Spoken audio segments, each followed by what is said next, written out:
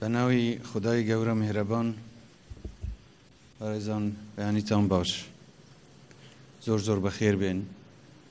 من بەخێرهاتنێکی تایبەتی سەرۆکی ئەنجومەنی دادوەری لە هەرێمی کوردستان دەکەم بۆ ئەم بۆنەیە، هەروەها بەخێرهاتنێکی گەرمی میوانانی بەڕێز لە بەغدا، سەرۆکی دەستەی دەستپاکی لە حکوومەتی فدرال، هەروەها جێگیری سەرۆکی چاودێری دارایی لە حکوومەتی فدرال دەکەم و بەخێرهاتنی هەموو ئەو بەڕێزانەی چ لە کوردستان چ لە دەرەوەی کوردستان هاتوون، هەروەها بەخێرهاتنی بەڕێز باڵوێزی یەکێتی ئەوروپاش دەکەم.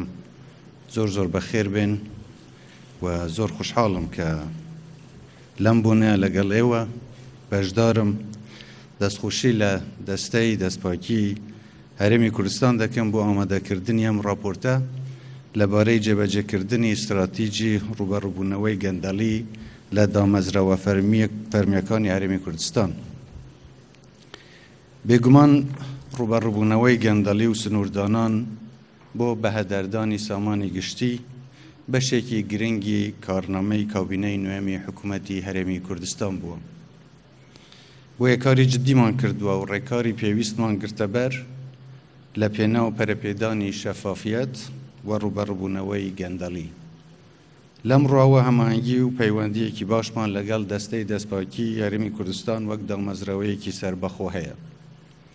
ئەم راپۆرتەش بە هاوکاری و هەماهەنگی تەواو لەگەڵ حکوومەتی هەرێمی کوردستان ئامادەکراوە و لە مانگی ئەیلولی ساڵی 2021 ئەنجومەنی وەزیران استراتیجی ڕوبەڕووبوونەوەی گەندەڵی پەسەند کرد و هەڵوێستی خۆی دووپات کردەوە لە بەردەوامبوون لە ڕێکارەکانی پەرەپێدانی شەفافیەت و لێپرسینەوە و ڕوبەڕووبوونەوەی گەندەڵی و لە هەمان کاتدا وەزارەت و لایەنە پەیوەنددارەکانیش ڕاست پێردران بۆ بەدواداچوون و جێبەجێکردنی ڕاستپاردە و پێشنیارەکانی ئەم راپۆرتە کە لە مانگی سێی ئەم ساڵدا لە کۆبوونەوەی ئەنجومەنی وەزیرانەوە لەلایەن بەڕێز سەرۆکی دەستەی دەستپاکی خوێندرایەوە.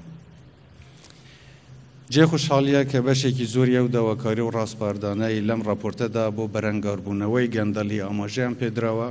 کابینەی نوێمی حکوومەتی هەرێمی کوردستان هەر لە سەرەتای دەست بەکاربوونیەوە کاری لەسەر کردوون و پلان و کارنامەی بۆ جێبەجێکردنیان داناوە.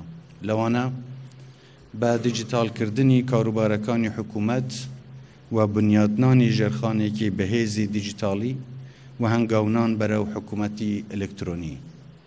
پرۆسەی بە دیجیتالکردنی خزمەتگوزاریەکان و کاروبارەکانی حکوومەت بەردەوامە و بەشێکی گرنگە لە چاکسازیەکانی حکوومەت کە بێگومان ڕۆڵێکی کاریگەر دەبێنێت لە برەودان بە ڕوونی و شەفافیەت و نەهێشتنی بیرۆکراسی و سنووردانان بۆ گەندەڵی و بەهەدەردانی سامانی گشتی.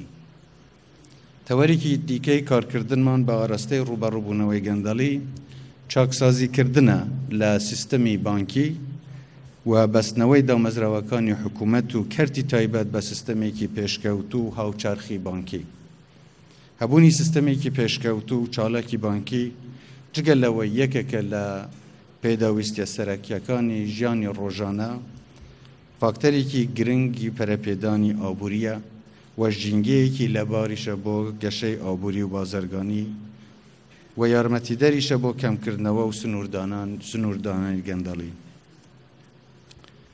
هەروەها حکوومەتی هەرێمی کوردستان لە چوارچێوەی بەرنامە چاکسازیەکانی بۆ پەرەپێدانی شەفافیەت و دادپەروەری و ڕێگەگرتن لە بەفیڕۆدانی سامانی گشتی کاری لەسەر هەموارکردنەوە و پێشکەشکردنی چەند پرۆژە یاسایەکیش کردووە کە دیارترینیان یاسای چاکسازی لە موچە و دەرماڵە و بەخشین و ئیمتیازەتەکان و خانەنشینی و بووە لە هەرێمی کوردستان کە لە ساڵی 2020 ڕەوانەی پەرلەمانی کوردستان کرا و پەسەند کرا.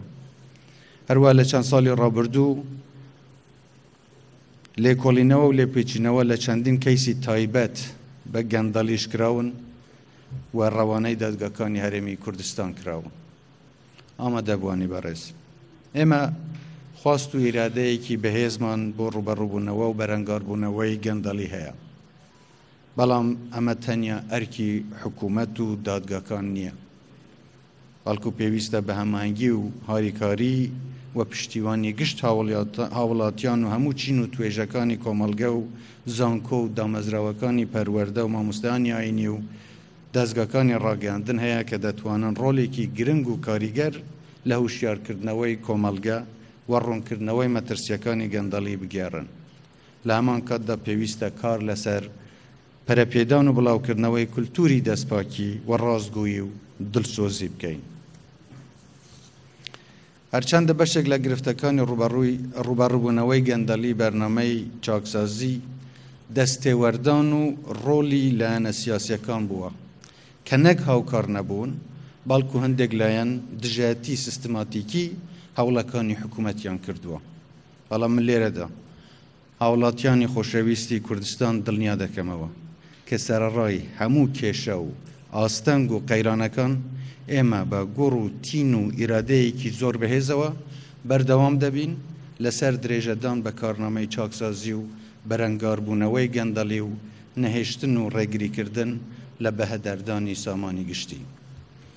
جارێکی دیکەش دەستخۆشی لە دەستەی دەستپاکی دەکەم بۆ ئامادەکردنی ئەم راپۆرتە و هەموو پشتیوانیەکی حکوومەتی هەرێمی کوردستانیان بۆ دووپات دەکەمەوە لە پێناو سنووردارکردن و بنبڕکردنی پەتای کوشاندەی گەندەڵی لە هەرێمی کوردستان.